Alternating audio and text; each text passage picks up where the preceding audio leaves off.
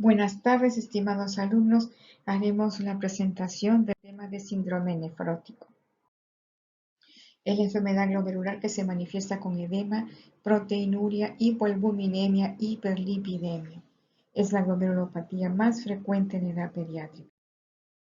Es una podocitopatía de etiología desconocida con lesión podocitaria inmunológica estructural del diafragma de filtración glomerular, factor clave de la enfermedad. El mecanismo fundamental del edema es el desbalance tubular renal, retención de sodio y agua en el intersticio con o sin activación del sistema renina-angiotensina-aldosterona si coexiste hipovolemia. La histología más frecuente es la enfermedad por cambios mínimos. Epidemiología. La incidencia mundial es 2 a 7 casos por 100.000 niños y una prevalencia de 2 a 16 por 100.000 niños. Mayor frecuencia de presentación en sexo masculino. Debuta con mayor frecuencia entre 2 a 10 años.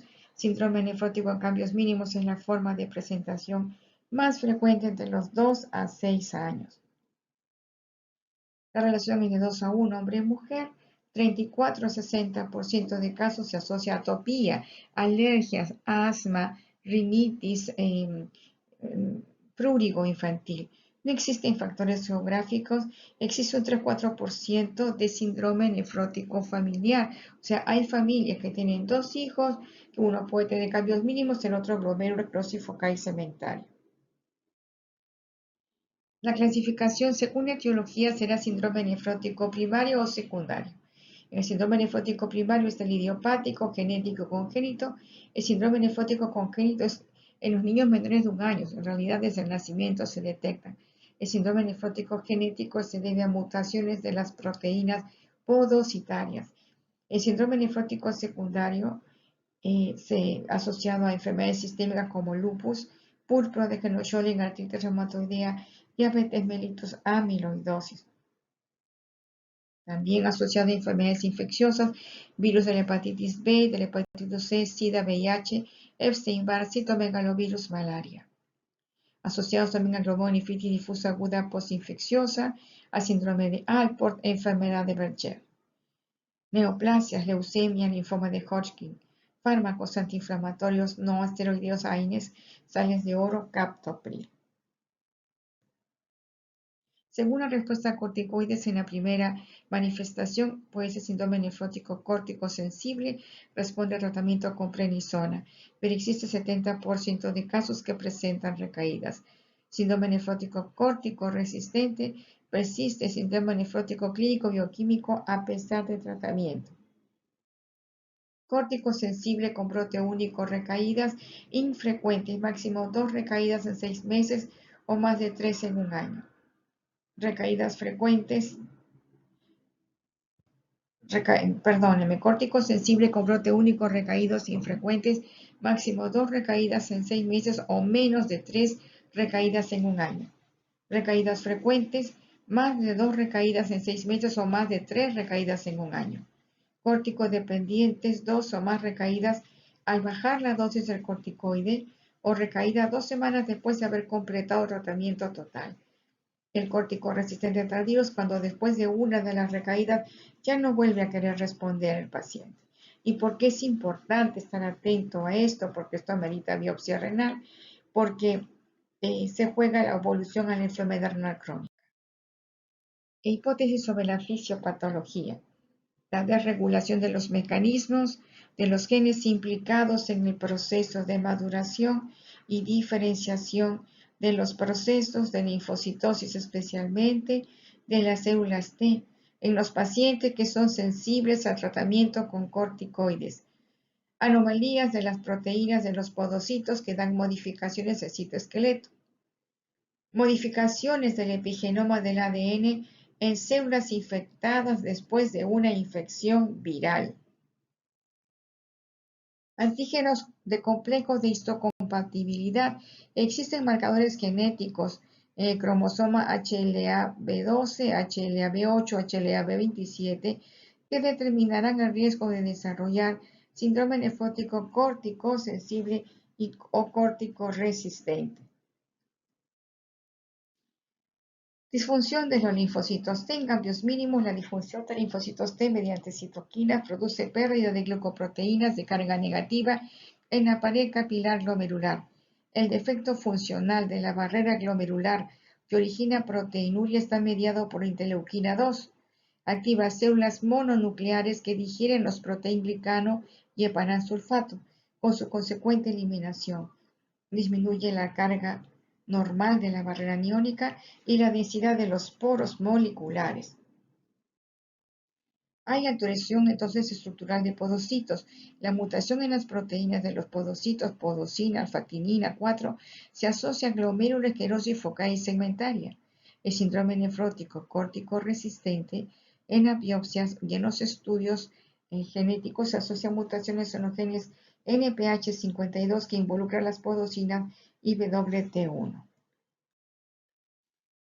En cuanto a la fisiología del edema, la retención de sodio y el edema tradicionalmente se ha considerado secundario a la hipovolemia y a la activación del sistema renina-angiotensina-aldosterona, la teoría de Anderfield. Sin embargo, en la mayoría de los pacientes, el mecanismo fundamental es la alteración del balance tubular renal, que es la teoría de Overflow, que condiciona la retención del sodio, la expansión del volumen plasmático y por lo tanto la transsudación de agua y solutos al intersticio. Por eso es que el paciente puede evolucionar con anasarca y edema, y va a haber trasudado a nivel pulmonar. Existe un incremento en la conductividad hidráulica de la pared capilar y del coeficiente de refracción de las proteínas que influyen en el flujo transcapilar. Por lo tanto, el edema va a ser la consecuencia de una asimetría en expansión del volumen extracelular y retención de agua y sodio en el intersticio, como sin alteración del volumen vascular.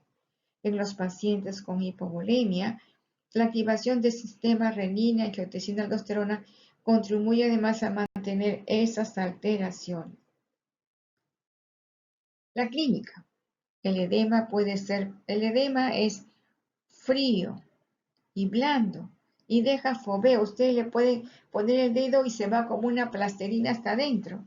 El edema puede ser palpebral, puede ser de miembros inferiores y luego empieza a subir.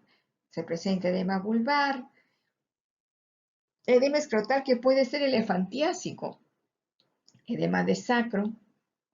Y cuando el edema se generaliza, el paciente manifestará citis. El paciente se hará la prueba, ¿no?, poniendo la mano en el medio del abdomen y otra persona pone la mano en un costado y el otro da un tingo con los dedos y golpea con los dedos y van a sentir la oleada. Y eso significa que tiene ascitis. Derrame pleural que se manifestará con dificultad respiratoria. El derrame pleural que se presenta es un trasudado. El paciente puede llegar a emergencia muy edematoso, en anasarca y con gran dificultad respiratoria. Claro, por supuesto que en el momento que llegue a emergencia, todos tenemos que pensar, ¿estará con una neumonía? ¿Estará haciendo broncoespasmo? ¿Será un síndrome nefrótico con derrame pleural? Es lo que tenemos que pensar. La orina será espumosa. Muchas madres vienen a la consulta porque dicen mi niño está orinando con espuma.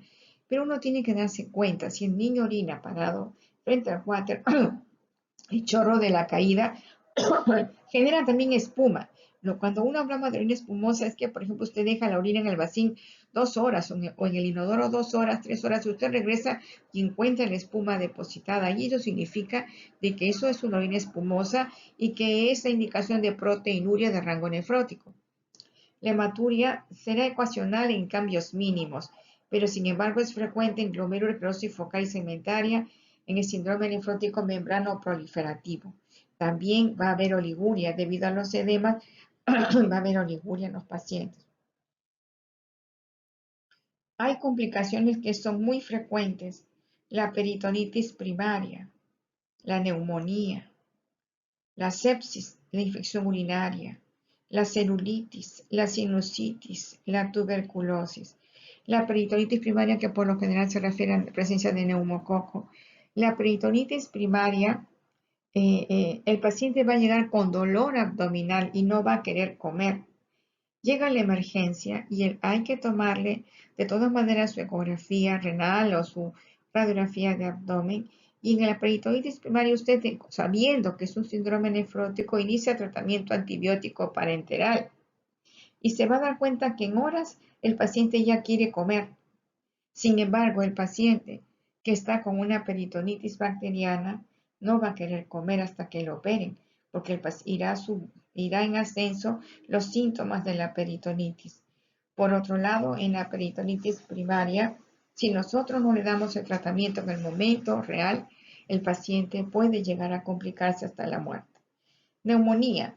El paciente, acuérdense, el síndrome nefrótico se presenta mucho también en personas que están en los sectores marginales y donde a veces viven en casas que son de madera o cuyas ventanas son de plástico. Tienen una facilidad muy alta para hacer procesos infecciosos, neumonía. Pueden hacer sepsis, la infección urinaria.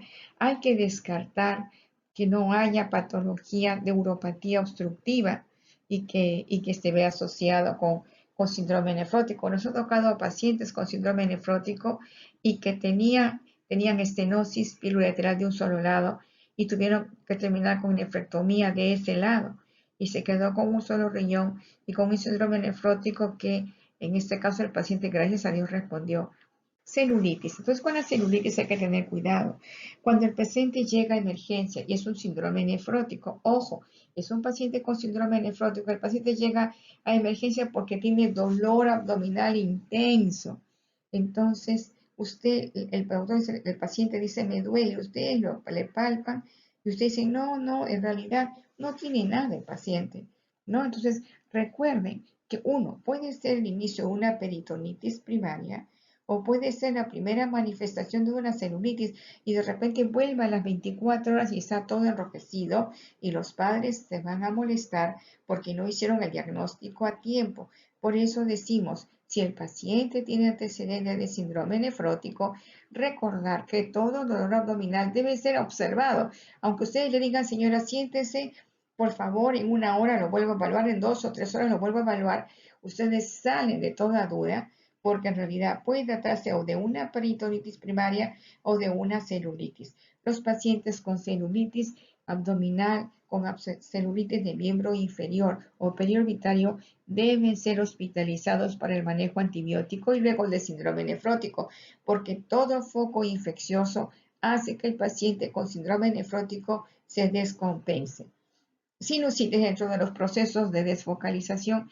La sinusitis se encuentra con mucha frecuencia. O sea, pacientes que han tenido antecedentes de rinitis, faringitis, que se han resfriado, de repente han tenido focos infecciosos y han pasado rápido y sin embargo se quedó el foco infeccioso latente a nivel de los senos paranasales. Si no le tomamos la radiografía de senos paranasales, si no le damos tratamiento, este paciente debutará con síndrome nefrótico. La tuberculosis también se asocia, se encuentra también en pacientes, sobre todo cuando ya empiezan con tratamiento inmunosupresor. Entre los análisis es muy importante tomar un hemograma, porque hay que descartar la presencia de un foco infeccioso. De repente el paciente tiene infección urinaria, de repente está con su peritonitis bacteriana, tiene una sepsis, tenemos que estar atentos. De repente es portador de un linfoma que nos ha pasado. Examen completo de orina. En el examen de orina, ¿qué vamos a buscar? Tendrá proteinuria. Si tiene 3, 4 cruces, nos va a decir que se asocia más con síndrome nefrótico, que cuando la proteinuria es 1, 2 cruces, que se puede presentar en síndrome nefrítico en pacientes que tienen infección urinaria o que tienen vulvovaginitis. Vamos a encontrar hematuria microscópica, que usualmente se asocia más a las formas de glomérulo, esclerosis focal cementaria y membrana proliferativa. La glucosuria y leucocituria. Glucosuria sin ser diabético. Y leucocituria, que en realidad habría que descartar que el paciente no tenga infección urinaria y habría que tomar un urocultivo.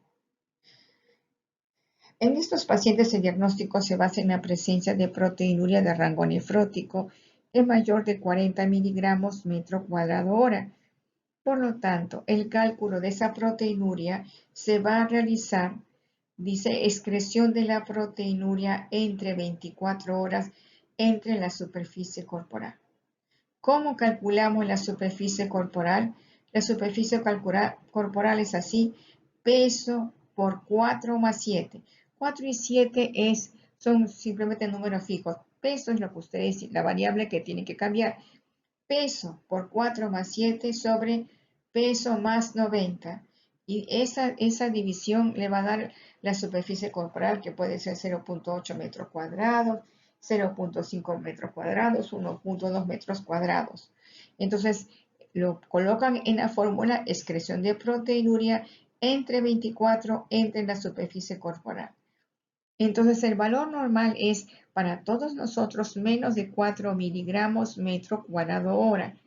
El rango nefrítico es mayor de 4 pero menor de 40 miligramos metro cuadrado hora. Y la con nosotros nos compete ese rango nefrótico que es mayor o igual a 40 miligramos metro cuadrado hora. El urocultivo, como les dije, para estar seguros que no tenga infección urinaria y buscar los parásitos en heces. La otra prueba practiquísima es la proteína sobre creatinina en orina al azar. O sea, ustedes toman, así lo piden, en un examen de orina pone, de favor, detectar proteína sobre creatinina en orina al azar. Entonces, hacen la división proteína sobre creatinina, es muy fácil. El valor normal en niños menores de 2 años es menos de 0.4 miligramos por decilitro. El valor normal en niños mayores de 2 años es menos de 0.2 miligramos por decilitro. Cuanto más edad tenemos, menos proteinuria debe haber. Y para definir rango nefrótico es mayor o igual a 2 miligramos por decilitro y rango nefrítico es menor a 2 miligramos por decilitro. Algunas cosas importantes que puntualizar. La presencia de proteinuria es síndrome nefrótico a cambios mínimos. La hematuria puede ser ocasional, allí cuando es cambios mínimos. La presencia de hematuria, glucosuria, hay que descartar glomerulosclerosis focal segmentaria y también glomerulonefritis membrano proliferativa. La presencia de albuminuria pura en un proteinograma electroforético en orina va a favor de cambios mínimos.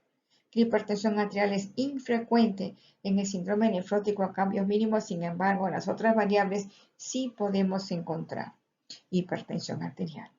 El edema empieza por párpados, miembros inferiores, edema vulvar, escrotal, sacro y luego genera citis y derrame pleural, como les expliqué al principio. La desfocalización. Antes, cuando un paciente llega a la consulta, hacemos la historia clínica y captamos que nos impresiona que es un síndrome nefrótico porque el edema es blando, deja fovea, porque su orina es espumosa, porque ustedes se encuentran edema de cara, párpados, miembros inferiores, se encuentran ascitis, tal vez hasta encuentren derrame pleural, pero de todas maneras, estos pacientes cuando ya están con ascitis o derrame pleural deben ser hospitalizados. Los demás pueden ser manejados ambulatoriamente. Entonces, ya tenemos al paciente con el diagnóstico, le damos sus análisis que va a hacer y antes de darle cualquier tratamiento, tenemos que dejarle los análisis para hacer la desfocalización. PPD para descartar si no está haciendo tuberculosis. Radiografía de tórax para descartar si no tiene imágenes compatibles con tuberculosis o signos de derrame pleural. La radiografía de senos paranasales, recuerden que es uno de las infecciones más frecuentes que presentan los chicos con síndrome nefrótico y que si no le tomamos la placa y no vemos, no le vamos a dar tratamiento y no va a mejorar el paciente. El urocultivo para descartar infección urinaria, parasitológico sería de heces porque los chicos tienen oxiuros y tienen parásitos comunes. Sin embargo, cuando son niños o niñas que vienen del norte o que vienen de la selva, hay que pedirle la prueba telescopada para parásitos en heces porque puede encontrarse parásitos más como el estercolaris. Hay que descartar hepatitis B, hepatitis C. Hay pacientes que vienen de provincia, de zonas endémicas de hepatitis y sin embargo uno lo ve con síndrome nefrótico y puede no pensar que sea asociado. Por eso en el protocolo está descartar hepatitis B, de hepatitis C, y de repente si sale positivo ese síndrome nefrótico es por este motivo. Hay que hacer la interconsulta odontología por curar caries dental, interconsulta otorrino, si tiene problemas realmente de sinusitis, otitis, faringitis crónica, y actualmente el descarte de COVID-19. En el tratamiento. Entonces ya nosotros establecimos nuestro protocolo de desfocalización, sin el cual el paciente, si no se le desfocaliza y se le da tratamiento adecuado, ese paciente no responderá por más corticoide que le demos o por más inmunosupresores que le iniciemos. Estando el paciente totalmente desfocalizado, recién podemos iniciar el tratamiento específico. Sin embargo, hay medidas que se pueden ir tomando mientras el paciente toma los análisis para volver a la consulta. Uno de ellos es la dieta declorurada y eso nos sirve para el cálculo en síndrome nefrótico y síndrome nefrítico. El volumen de la dieta entre sólidos y líquidos corresponde al 50% del requerimiento calórico. Si el paciente pesa 25 kilos, entonces decimos 100 centímetros por los primeros 10 kilos es 1000. 50 centímetros cúbicos por los primeros 10 kilos, 500. 20 centímetros cúbicos por los demás kilos restantes es 100.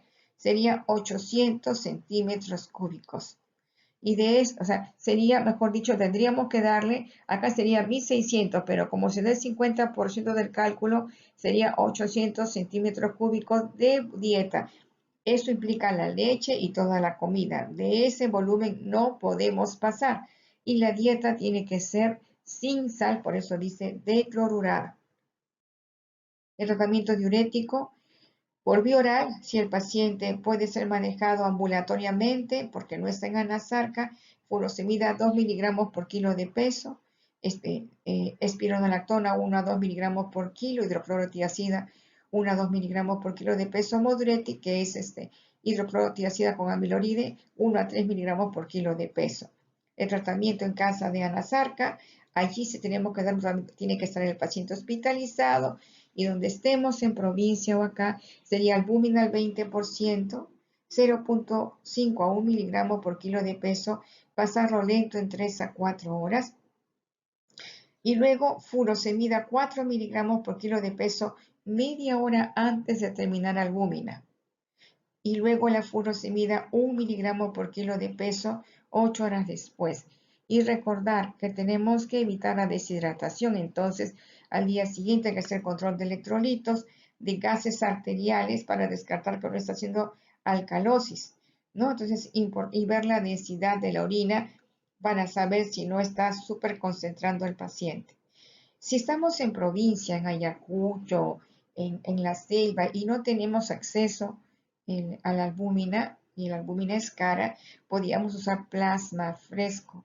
El plasma, ustedes tendrían que hacer que el paciente, la familia, firme un consentimiento informado y decirle, acá no hay albúmina y no hay cameglima, tal vez por el COVID, o sea, algunas razones que ustedes no lo puedan transferir y le dice, pero tenemos una opción que sería transfundir el plasma. El plasma también se puede transfundir y así como estamos haciendo con la albúmina, le daríamos furosemida 4 miligramos por kilo de peso a media hora antes de terminar y luego antes de terminar el plasma, que es a 10 centímetros cúbicos por kilo de peso. Y luego la furosemida 1 miligramo por kilo 8 horas después. En realidad, lo más fisiológico es darle el plasma. Lo que pasa es que como tenemos el periodo de ventana de hepatitis B o C, cuando se hacen transfusiones y que dura 6 meses, algunos pacientes, a veces en el tiempo, después de 10 años, resulta que tienen hepatitis B, que puede ser por otros motivos, pero viene el paciente a querer hacer juicio porque ellos aseguran que la transfusión le dio hepatitis B. Entonces, y no se acuerdan de la bondad del tratamiento. Pero a nos ha pasado y muchas veces este contagio ha sido por drogas o porque han sido violados. Entonces, tenemos que estar atentos. Por eso es que ahora no aconsejamos dar, en sitios donde hay albúmina, no aconsejamos dar el plasma. El tratamiento de síndrome nefrótico a cambios mínimos es con prednisona 60 miligramos metro cuadrado hora por 4 a 6 semanas. Y seguido de 40 miligramos metro cuadrado interdiario por 4 a 6 semanas. ¿De qué depende? Yo empiezo un tratamiento con el paciente me responde rápidamente, no tengo por qué llenarlo de tanta prednisona. Soy a la cuarta semana, como me ha respondido a los 7 o 10 días, entonces es un paciente ideal, puedo cortar a las 4 semanas y pasar a 40 miligramos metro cuadrado interdiario. Si mi paciente le costó más y llega a las 4 semanas y le falta poquito para negativizar, yo le puedo dar hasta 6 semanas y entonces continúo con prednisona 40 miligramos metro cuadrado interdiario por 4 a 6 semanas. El tratamiento, si el paciente no responde con prednisona y de acuerdo al tipo de síndrome nefrótico que sea, podríamos darle ciclofosfamida, micofenolato, ciclosporina en el síndrome nefrótico córtico dependiente. ¿Se acuerda que explicamos que a la clasificación, el córtico dependiente, que cada vez que nosotros le quitamos la prednisona, vuelve a encender, responde, se hace negativo, no hay proteinuria, desapareció el síndrome nefrótico y de repente a los 15 días vuelve a activar? Ese córtico dependiente puede ir bien con la ciclofosfamida, micofenonato o ciclosporina. No todos juntos, sino uno de ellos.